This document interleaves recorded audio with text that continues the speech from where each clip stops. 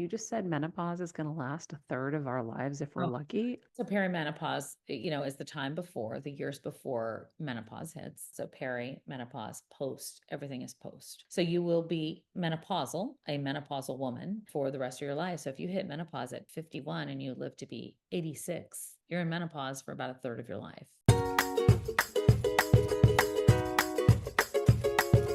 Hello, hello, Hill Squad.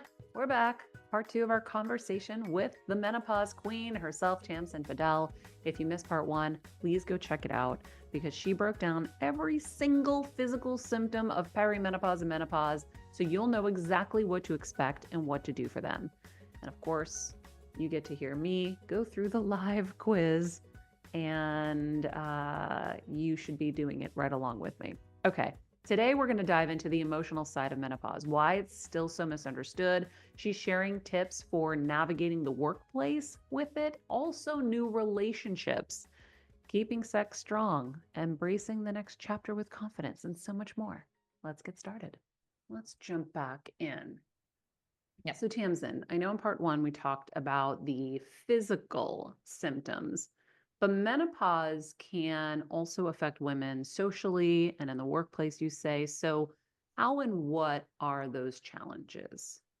No, I think one of the big challenges is that lack of confidence that comes during this time. Oftentimes, especially if you are dealing with some of these symptoms, if you're in a conference room and you're talking to a bunch of women, you break out or a bunch of people, and you break out into a sweat and feel like you can't control that. And it's not it's not everybody that's going to deal with that, but a lot of women have told me like they just feel so uncomfortable because they don't feel like themselves anymore. And that's kind of the reoccurring theme with everything. But I think whatever job you're in, I talked to a woman recently who has a company, and they have women that have uniforms, and they had to change the uniforms out because many of the women were in middle age or going through this time, and were so uncomfortable. So we see a lot of different settings in different workplaces where I think that some accommodations need to be made to help women during this time, because it can really hit you. For me, the lack of confidence came from not being able to remember things. And that was very scary. And we don't want it to ever be used against women. So, but we do want to be able to be aware of it. So, what can workplace environments do to support women in menopause? Yeah. There's a lot of different things that have gone on in terms of changes in the UK, which has been exciting to see. They've had flexible work days. They've had, breaks where women can walk outside. Uniforms have been changed. There have been different things to take place. I think for us here in the US, when we look at some of the companies that are doing that, they're doing a few of these things depending on what kind of work environment we're talking about. New York City, for example, it takes so many different things for the city to run, whether you're working in a subway or a bus or an office building or an entrepreneur. So, I think some of those changes come in different forms. I think if, you can help women have flexible working hours, if you can make sure women have access when it comes to a healthcare plan where it can be good for them to be able to talk to somebody, if you've got some kind of dialogue going on inside the office, where you've got educational resources about this. Women spend so much time at work and have so little resources to be able to understand what's happening. I mean, you and I are having a conversation about it, and we're still uncovering new things as we have the conversation, right? I think that some of the other places at workplaces can be really, really helpful is, if woman needs a fan and a desk. I mean, it's low hanging fruit, but it's the awareness out of all of it that I think is really important, and not penalize them when they do need to take a break or acknowledge that there's something going on with them. Yeah, have any companies done anything really cool that you know of? Because, like, I'm instantly thinking of Google and some of these bigger companies where they have like all these cool amenities for people. Has anyone done like an ice room or something? That's really neat. We need one of those like ice bars.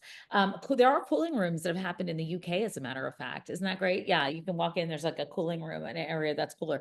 Here in the US, there's been some changes. A lot of those changes come in the form of the insurance policies, come in the place of understanding what women need. So if they go into HR, they say, look, I'm going through this time. This is what I need.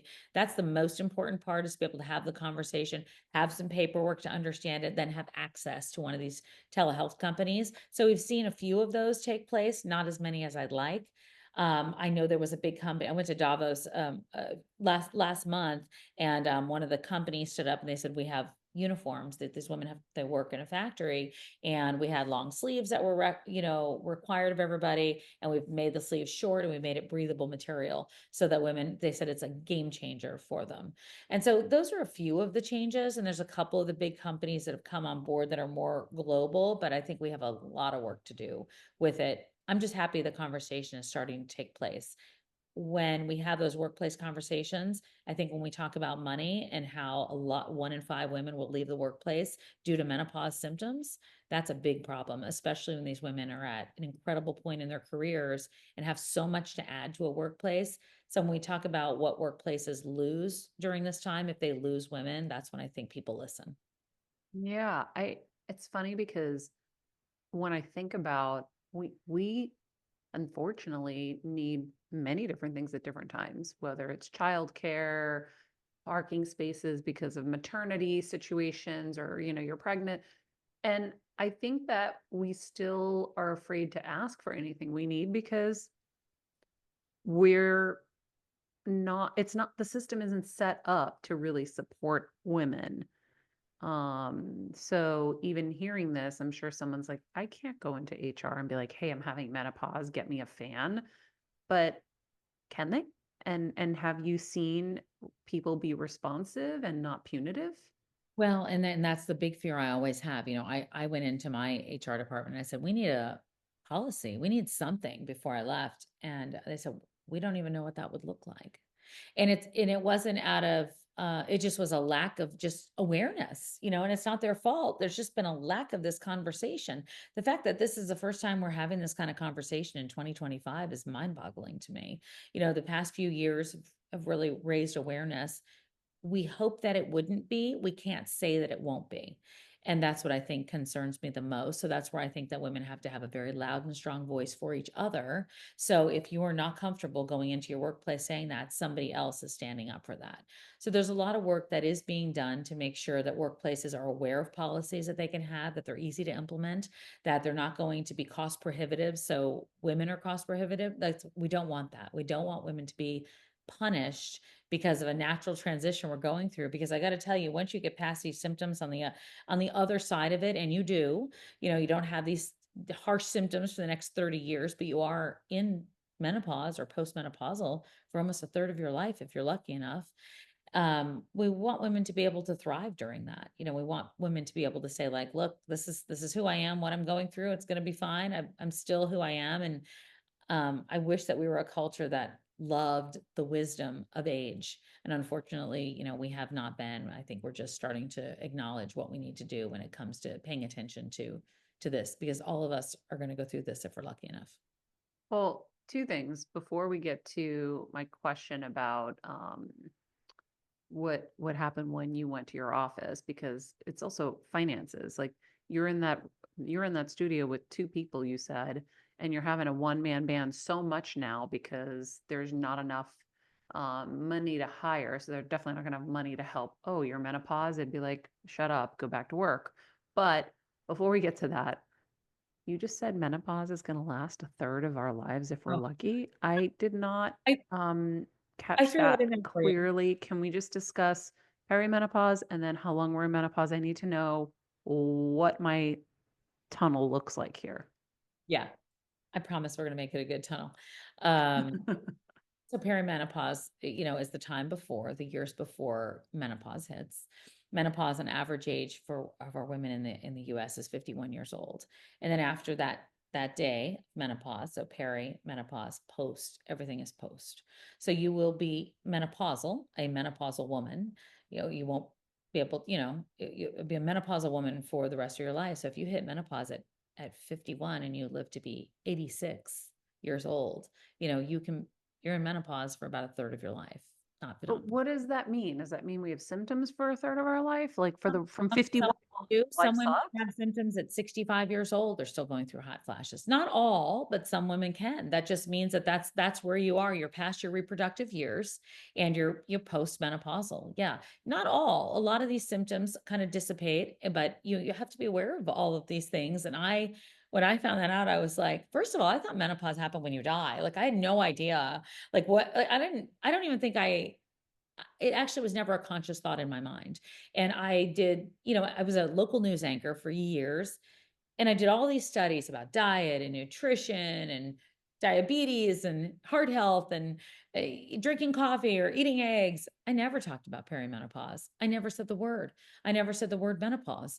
So the fact that we just don't have that information, and historically, women's bodies were not anything that were really studied. I mean, we weren't even required to be in medical testing until the 90s. So that's why we are so lost. Most of the system is based on testing on men. Men.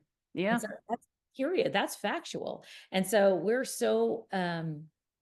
we've been so behind with all of it, and we haven't been loud about it, either because we weren't aware of it or because we didn't feel like we could. But now I feel like we can. And I feel like we've been giving each other permission to do it louder and louder, because nothing's going to change if we don't. So back to God hating us. I love God, guys. I'm kidding. But why does he hate us so much? This is not okay. Men don't have even a shred of what we have to go through. It's unbelievable. And you know what? When you talk about, all of, that there's been no research and all of that, and we have to get loud, whatever. It's because life is so overwhelming as a woman.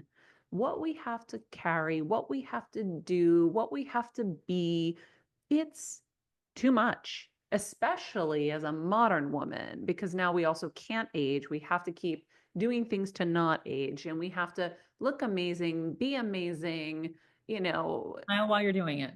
and smile while you're doing it. And it's just too much. So It's an expectation, I think, too, that, I mean, I think I came from this world. I mean, you have too. I came from a world when I was 30 years old. I had a woman, my early 30s, sitting next to me, and she was maybe a decade older in television, and she said, I just want you to know that when you get 40, 45 years old and so on, you're gonna need another career, essentially. Like they're not gonna want you anymore, because you're gonna be you're the young girl sitting next to the older guy. It's not gonna be opposite. I'm happy to say, when I walked away from news a year and a half ago, I was the older woman sitting next to a younger guy, which I thought was kind of cool. But I also knew that had really warped my understanding of the world. It really warped me for years. It was a constant fear, like, am I going to be irrelevant once I hit this certain age, and are they not going to want me anymore? And it was something that replayed over and over, subconsciously, maybe consciously, in my head all the time. And until I kind of got to this place where I went, wow, this is not okay. And I agree with you. It's still a lot of pressure on women, but I hope the more we have these conversations, and I hope the more we have real research and changes, and the changes aren't because she's a woman, but just natural transition changes that we come to accept, that we'll be in a better place one day, at least for the younger generations. yeah, it's really hard, but I would say, especially in your line of work in the news, I think that once an audience connects with you, they would much rather have you, who they rely on, who they trust, who they love, who they've spent so much time with, than someone young and new. My 2 cents. I would actually look at it a different way. But before we get into some of the Hollywood stars who are helping this effort by really shining a light on menopause and women's health, let's talk about spring, guys, because it is upon us. Oh, please, dear God, because I'm looking outside at so much snow and ice. But it's time to switch up the beauty routine. Luckily, Macy's is making it even easier with their buy more, save more event right now. You can get $30 off your $150 beauty purchase. Exclusions apply, of course, but you can treat yourself to some Clinique Moisture Surge Active Glow Serum, perfect for keeping your skin hydrated and dewy as the weather warms up. If you need a little shimmer, you might not be able to resist the RMS Beauty Eyelights Cream Eyeshadow.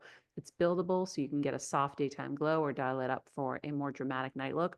By the way, I use the RMS highlighter, and a little TikTok showed me a trick. And you take the highlighter and you put it here under your eye and in the corner of your eye, and you put a little on your, like, right above your nose bridge in between your eyebrows, and then you put your foundation on, and it gives you this like dewy glow. So I've been kind of obsessed with that, and I love RMS as well. So if you're ready to refresh your beauty lineup, don't wait. Shop now through March 10th at Macy's.com/gift guide or stop at your local Macy's. So, some Hollywood stars, Tamsin, like Naomi Watts and Halle Berry, are advocating in this space. Tell me about how that kind of helps and what you've seen because of that. Yeah, I mean, I've been really excited to see it. I think we need everybody in this conversation. I think we've got to, we need people with big voices and big platforms. Um, Halle Berry, Naomi Watts, they have been exceptional in terms of really stepping out there, talking about it, being very raw and accessible. And I like seeing that. We need lawmakers, we need legislators, we need doctors, obviously, we need researchers, we need men as part of this conversation. And so I think that every voice that we can have that elevates it right now until we get to a place where we feel comfortable in terms of being able to have answers. Hormonal, non-hormonal, lifestyle changes. Those are my three big ones. And also making sure that doctors are taught this in medical school. I mean, that is something that was unbelievable to me when I was researching the documentary, and still astonishing, the fact that most doctors have to do their own research on menopause. Most doctors have a woman going into their office and they have to go figure out what's going on is not okay. Yeah, it's crazy. So, what can women do to find support in this journey right now? Yeah, absolutely. There's a Aside couple. from your book, That's not, oh, because your aside from book is definitely a great resource as well. Thank you. There's a couple of things. Like I always want women to have a place to go to after a conversation like this, because a lot of times if they're going to a doctor that doesn't feel comfortable discussing menopause or has not brought that conversation up to them, I think it's important that we know whether or not that's who we're going to be with long term.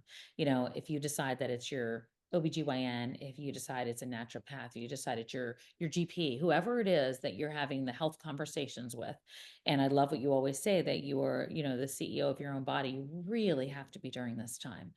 If you're looking for a menopause certified provider, somebody who's really been studied and learned and paid attention to this part in a woman's life, because midlife women sort of they just kind of fall off the timeline there. MenopauseSociety.org has a great resource where you can put a zip code in. And if there's a practitioner in your area that is really, specialized in menopause, that's a good option. If you want to go to telehealth, which will make things, a little bit faster than trying to wait 6 weeks to get into a doctor's office, or 8 weeks, there's a number of different telehealth companies that I think do an exceptional job of that. And I think that they're important in terms of the fact that you can get in front of somebody right away and be dealing with your symptoms right away, so you're not suffering for too long.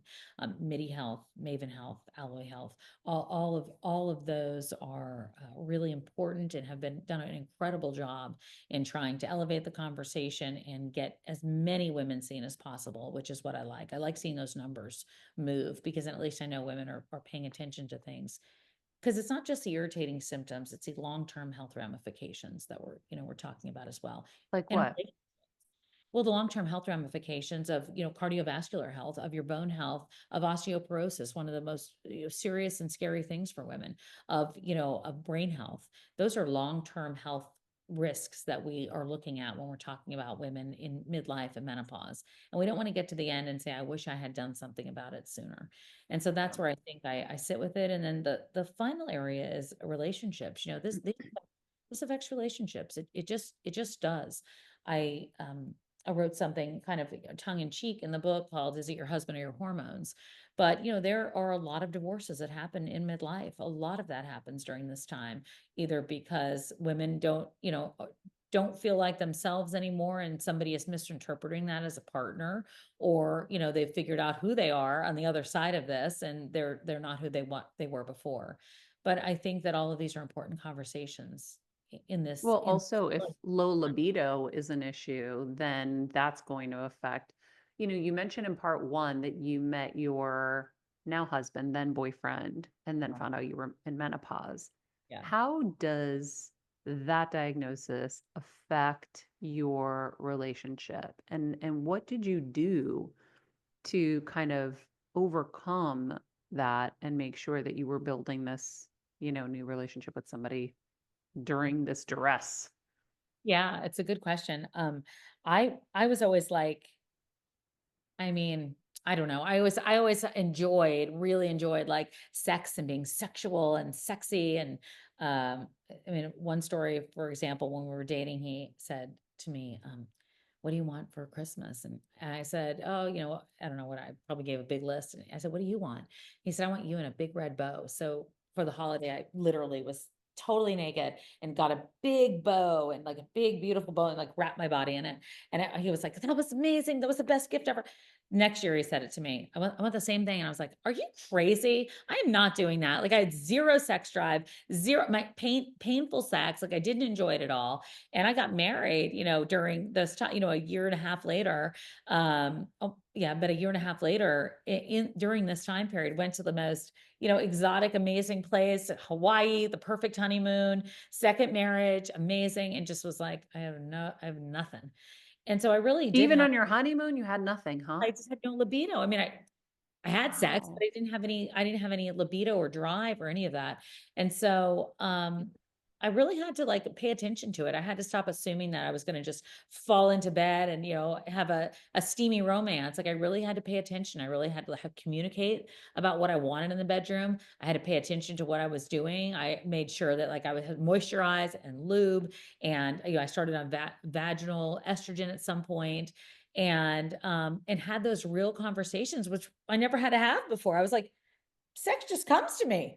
And so it was a real difference. And I think that the communication was a big part of it, and having to explain like, look, it's not you, but I don't want to start any kind of like kissing or touching because I don't want it to I don't want to have sex. Like it was very painful for me, until I took those right steps into what was going to help me. And now it's great, but I really didn't think that was ever going to come back for me because it became not enjoyable.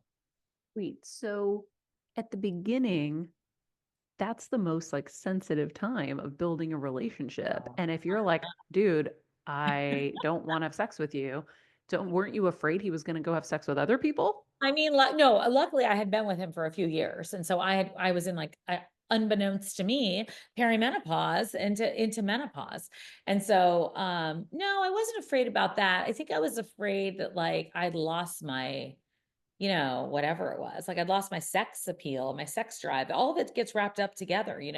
Like I didn't feel good about myself anymore, and I didn't want to have sex. And it's not an abnormal thing. There were a lot of women, and we don't talk about it again. You don't go into a Hmm. doctor and the doctor doesn't say, hey, how's your sex life, Tamsen? You going, everything good? You and I are good? It's good. How many Yeah. times? They don't do that. And so, I didn't know that that was something that was going to ever go away. I just thought I was a sexual being. And so I don't think I was worried about that. I think I was worried about the fact that I was aging and moving into this place that was unreversible. That's what I think I was really worried about. It made me sad. And now I'm feeling great about it because I understood. I think when we have that information, it feels so much better because then we can get started on the solutions versus wondering what the hell is going on with us and if we're alone dealing with it. That's the key right there. Yeah. Because we battle ourselves so much in so many ways, I feel like as women. Yeah. And then we blame ourselves for so much. Yeah. So that just seems like another thing we're blaming ourselves for when there's an actual reason that we should be looking at, and we're all aware about menopause. I think perimenopause just came into our awareness in recent times, where there's like, okay, there's a couple of years before that we can also be looking at. But yeah, I think understanding yourselves, and then, solutions are there. And you are now an inspiring role model, so that we all know that you can find yourself again. You might lose yourself for a minute, but you can find yourself again. Yeah, you might not want that red bow for a little while, but eventually it'll come back. Did you give him the red bow again? I did. Like 2 years later, I did. That's awesome. He's fine now. He's just fine. Um, is there any advice that you would give someone navigating a new relationship, or maybe they're on dating apps, but they're insecure because they're going through this and maybe they just want to shut down? Like, I imagine I would just want to shut down and be like, this is over. I'm never having sex again. This sucks.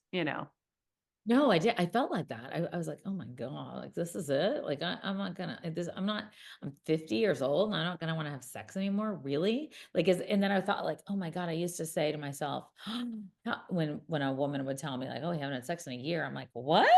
Like I could never even imagine that that was becoming me. You know, I think that if you're addressing those symptoms and you're aware of them and not afraid to have those conversations and not afraid that's going to chase somebody away. And I know that it's hard, it's easier to say that than not, but I can tell you from what I did, it didn't chase anybody away. It made us a lot closer. I think that men are more aware of this conversation now. They're not as naive as we all were about it. I think the good ones are willing to listen and pay attention and see what it is you need. We know our bodies at this age better than we ever have, I think. And I think that I would say this to women: if you don't know your body, get to know it inside now, like in a real way. Like don't be afraid. Don't be afraid of sex toys. Don't be afraid of being aware of what turns you on, makes you excited, and who you're with. Like if you have to try to stay young for a guy forever and he's not appreciating where you are right now, that's not somebody you want to be with, because that's not attainable. It's Yeah. not attainable. Well, friends, the book is called How to Menopause, and I highly recommend that you read it and start kind of understanding where you are in your female journey, shall we say, and start doing the things. I think, I'm really into preventative as well, and starting to make the lifestyle changes that we need so that we can be healthy long term. But um, I think some of the things that you mentioned, whether it was the sleep, the weight training, and the diet, we can start doing now so that we can have an easier journey later. I always love hearing from people who are like, I wish I had done this. Thank you so much for everything you're doing to shed light on this and share your story and being so honest about everything too. That's the thing. Like sometimes this stuff's embarrassing, No, I mean, I never thought that you and I'd be sitting here talking about constipation, but alas. but it makes sense because out of nowhere, the last 2 years, I've had bloating that's been unexplainable. I mean, I had some conditions that definitely attributed to it, but I'm wondering now in retrospect how it could have also been part of that. And so yeah, it's pretty fascinating. But now that I've been diagnosed by Dr. Tamsen, We've got you. we will go on that journey and Can't wait I'll to hear start what your looking doctor into it. said. You have menopause. Anyway, thank you, friends. As always, if this conversation added any value to your life, of course, please share it with your friends. And actually, I think this is definitely a two-parter you should share with every female you know, because there's a lot of information in here that's going to help them, and you'll be their new hero. So please do that. Of course, check out her new book coming out March 25th, How to Menopause. And we'll also have some of Tamsen's resources like the symptom tracker in the show notes below. Until next time, be nice people, make good choices, and be present. And if you like what you just saw, please hit subscribe to get more clips and full episodes. Healing is possible, friends, and it happens here. Hey, Heal Squad. We have been on quite the journey together, and we're hearing from so many of you just how much this show is helping you heal and get better, and it makes us feel so good. We love, love, love it, and we just ask that you don't keep it to yourself. Spread the message and share the show or your favorite episode with your friends. And if you want to help us even more, you can leave us a 5-star rating and a comment on Apple Podcasts or Spotify, and follow us on Instagram at Heal Squad. You can also DM us anytime because we love connecting with you. And finally, you can also join us on Patreon for our monthly live heal events with world-class healers and ad-free episodes exclusive only to Patreon and our Super Heal Squad for as little as $10 a month. So go to patreon.com/Heal Squad to join. Getting better isn't easy, friends, but as I say all the time, it's a whole lot easier if we can do it together. We love you all so much, and we love doing this thing called life with you. This podcast and all related content published or distributed by or on behalf of Maria Menounos or MariaMenounos.com is for informational purposes only and may include information that is general in nature and that is not specific to you.